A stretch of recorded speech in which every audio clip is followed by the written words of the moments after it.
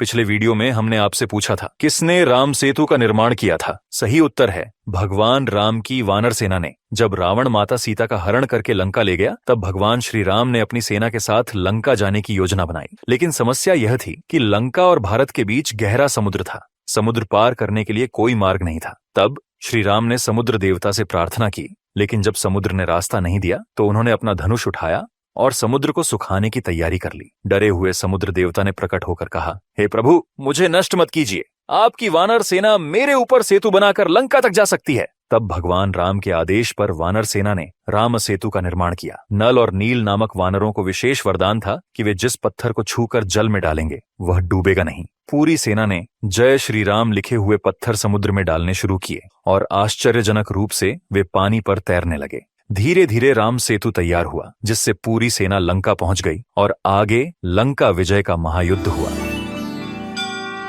पवन सो काज कठिन जग माही। वो गांव में ही रहती थी। उसका पति रमेश एक दुर्घटना में मर गया था। उसकी बेटी पूजा विकलांग थी, जो बिस्तर से उठ नहीं पाती थी, और ऊपर से अंकिता फिर से मां बनने वाली थी। पति के जाने के बाद वो बेचैनी से काम की तलाश में थी। वो गांव के जमींदार भानु प्रताप के पास गई और उनसे काम मांगा। जमींदार साहब, कृपया मुझे काम दीजिए, नहीं तो मेरे बच्चे भूखे मर जाएंगे। मैं माँ होकर ये सब नहीं देख सकती। ठीक है, गांव में हनुमान जी का मंदिर है, तुम वहाँ पूजा पाठ में पुजारी जी की मदद करो। बदले में तुम्हें और तुम्हारी बेटी को 2 वक्त का खाना मिलेगा। आपका बहुत बहुत धन्यवाद। अंकिता हनुमान जी की भक्त थी, इसीलिए उसे ये काम बहुत पसंद आया। वो हर दिन समय पर मंदिर पहुंचती और सारा काम कर देती थी। पुजारी जी भी उसके काम से खुश थे, लेकिन जमींदार साहब के भांजे जयदेव को ये पसंद नहीं था। वो मंदिर में ही रहता था और हनुमान जी की पूजा के प्रसाद के लिए दिए गए पैसे में से कुछ घर ले जाता था।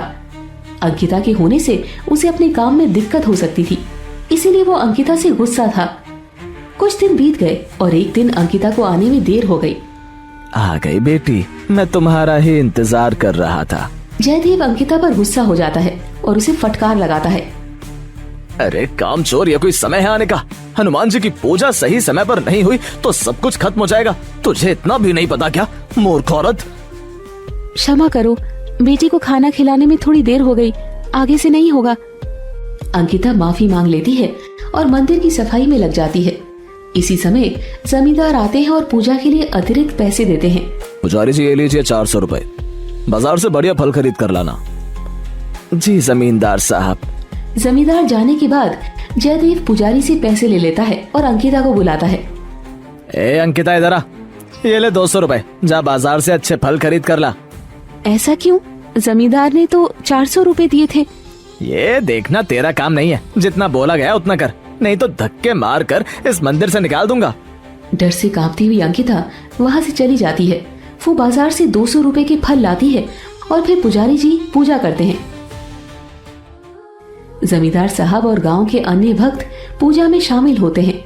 गांव के लोग भी प्रसाद के लिए आए हैं। इस बीच अंकिता हनुमान जी का भजन गाती है।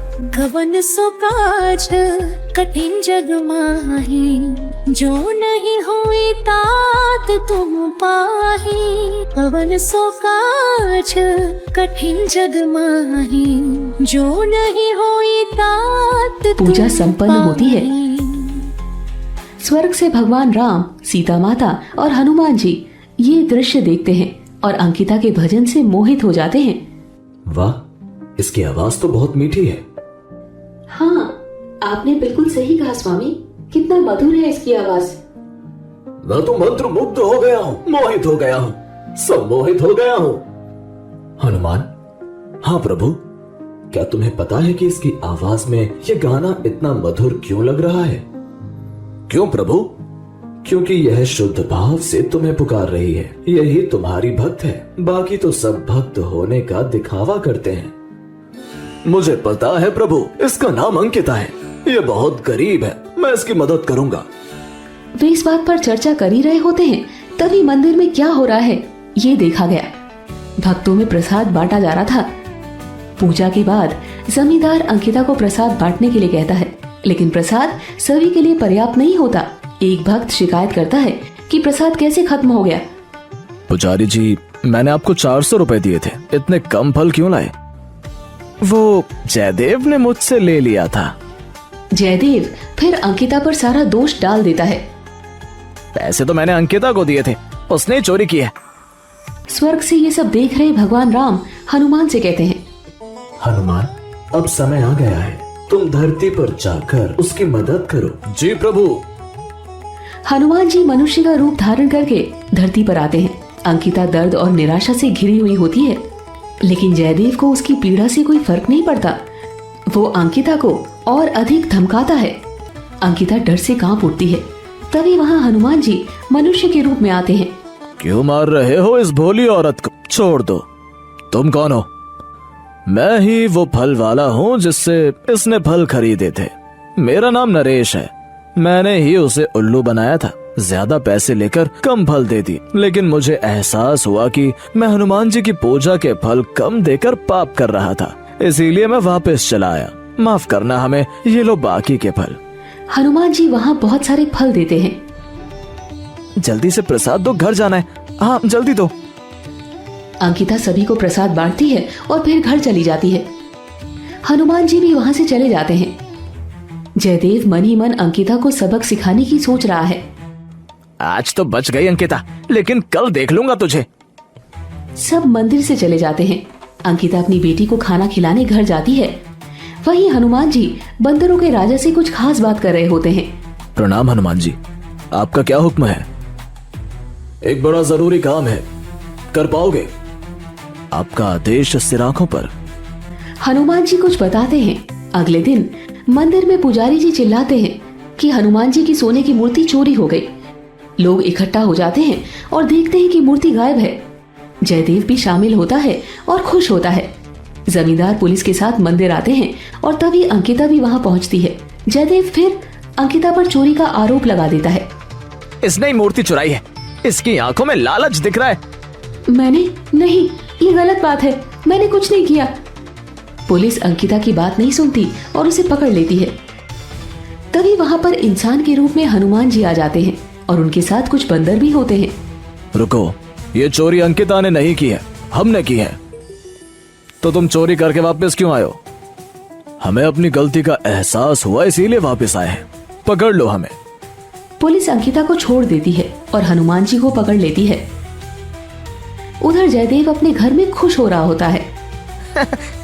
किसी को पता भी नहीं चला कि मूर्ति मैंने चुराई है। अब इसे बेचकर माला माल हो जाऊंगा।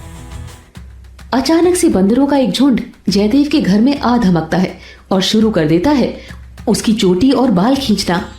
अरे ये क्या हो रहा है? इतने सारे बंदर यहाँ कैसे आ गए? छोड़ो मुझे। इसी बीच इंसान का रूप धारण किए हनुमान जी वहाँ पहुँचते हैं। तुम मुझे जेल कैसे भिजवा सकते हो? हम तो हर जगह होते हैं। हनुमान जी अपने असली रूप में प्रकट होते हैं और जयदेव बिल्कुल चौंक जाता है। हनुमान जी आप ये कैसे हुआ? तू तो मनुष्यता के नाम पर कलंक है। तेरे दिल में तो सिर्फ लालच और स्वार्थ भरा है। तूने एक मासूम पर झूठा इल्जाम लगा दिया। अब तेरे पाप का प्याला छलक गया है। प्रभु मुझे माफ कर दीजिए, मुझसे बड़ी भूल हो गई। माफी? तुझ जैसे को माफी नहीं मिलेगी। अब जा और पुलिस को सब सच बता दे, नहीं तो मेरा गुस्सा तुझे पता है ना। जयदेव आखिरकार पुलिस के पास जाकर सच्चाई बता देता है। पुलिस वाले हनुमान जी को प्रणाम करते हैं और जयदेव के घर से हनुमान जी की मूर्ति बरामद होती है। जयदेव को उम्र भर की कैद हो जाती है और उसकी आंखें भी खराब हो जाती है। उधर हनुमान जी अंकिता के सामने प्रकट होते हैं। अंकिता, तेरा मन बहुत साफ है। तू सच्चे मन से हमारी पूजा करती है। तेरे दिल में निर्मल प्रेम है। मैंने तेरे सारे दुख दूर कर दिए हैं। अब तुझे पैसों की चिंता नहीं होगी और तेरी बेटी भी ठीक हो जाएगी। हनुमान जी कहकर अदृश्य हो जाते हैं। इसके बाद अंकिता के पास बहुत पैसा आता है और उसकी बेटी पूजा भी ठीक हो जाती है। कुछ समय बाद अंकिता को एक बेटा होता है। अब अंकिता के पास सब कुछ है, लेकिन फिर भी वो हनुमान जी की पूजा करना नहीं छोड़ती। वो हर रोज मंदिर में पुजारी के साथ पूजा करती है और गांव के लोग भी उससे बहुत प्यार करते हैं।